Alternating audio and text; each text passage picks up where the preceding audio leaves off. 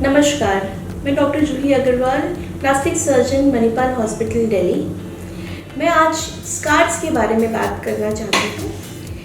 बहुत कॉमनली होता है, प्लास्टिक सर्जन के पास लोग आते हैं अपने स्कार के ट्रीटमेंट के लिए। तो ये स्कार्स क्या है? ये निशान है। निशान कैसे? जो पुरानी किसी चोट के कारण हुए हैं, पुराने किसी जलने के कारण या किसी सर्जरी के कारण भी पुराने स्कार्स हो सकते हैं। कई बार चेहरे पे स्कार्स आ जाते हैं, जैसे एक्नी थे, मुहासे थे, उनके कारण दाग धब्बे आ जाते हैं। तो इन सब के ट्रीटमेंट के लिए पेशेंट्स कंसल्ट करते हैं। स्कार्स मोस्टली जो कंसल्टेशन या पेशेंट ट्रीटमेंट मांगते हैं वो फेस के होते हैं, बट बाकी शरीर में भी हो सकते हैं। जैसे कि पेट पे पुराने एब्डोमेन की सर्जरी हुई है, उसके हाथ में कोई कटने का जलने का निशान है, या कहीं और शरीर में। तो स्कार्स की जब हम बात करते हैं तो स्कार किस तरह से हम देखते हैं और क्या उनका ट्रीटमेंट है।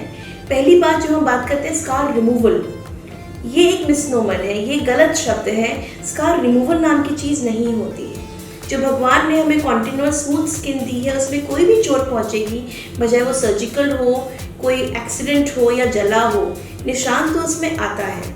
बट हम जो स्कार को देखते हैं, स्कार एक अच्छा स्कार हो सकता है, एक बुरा स्कार हो सकता है। अच्छा स्कार वो होता है जो दूर से देखने से नज़र ना आए, सिर्फ गौर देने पे या मरीज को पता है कि हाँ मेरी यहाँ चोट लगी थी तो यहाँ निशान है, अदरवाइज किसी और को देखने से नहीं दिख रहा है। That's a good scar.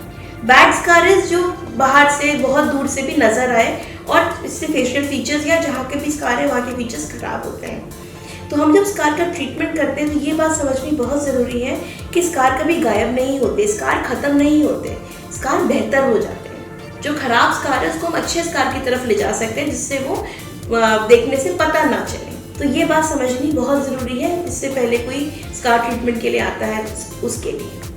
अब स्कार किस तरह से हम ट्रीट कर सकते हैं? स्कार हो सकते हैं उठे हुए, स्कार हो सकते हैं डिप्रेस्ड, स्कार का कलर अलग हो सकता है, इसलिए वो नज़र आ रहा है दूर से। डिपेंडिंग अपॉन किस तरह का स्कार है उसको असेसमेंट करके मैच्योर स्कार, इमेच्योर स्कार के ट्रीटमेंट अलग अलग तरह से होते हैं। सर्जिकल ट्रीटमेंट जिसमें कि सब्सिशन आता है, स्कार को पतला करके सर्जरी से निकाल के उसको कर दिया जाता है, और डर्माब्रेशन, ये सब सर्जिकल ट्रीटमेंट होते हैं। नॉन सर्जिकल जिसमें लेज़र, पीआरपी, ये सब पद्धतियाँ इस्तेमाल की जाती हैं। मोस्टली एक स्कार के ट्रीटमेंट के लिए सर्जिकल, नॉन सर्जिकल दोनों के कॉम्बिनेशन को अलग अलग तरह से इस्तेमाल करके स्कार को बेटर किया जा सकता है। पर एक और बात ज़रूर हमें याद रखनी ज़रूरी है कि जब भी हम स्कार ट्रीटमेंट के लिए आते हैं या कंसल्ट लेते हैं, हमें ये बात दिमाग में रखनी है कि स्कार ट्रीटमेंट का रिजल्ट हफ्ते 10 दिन में नहीं आता है। उसके रिजल्ट की हम जो बात करते हैं उसके लिए हमें टाइम देना पड़ता है, 6 महीने, साल भर, उसके बाद हम रिजल्ट की बात करते हैं। शुरू में कोई भी ट्रीटमेंट से स्कार अच्छा नहीं होता, तो जब भी हम किसी डेडलाइन को लेकर स्कार ट्रीटमेंट चाहते हैं, you should have good amount of time in your hand. Thank you.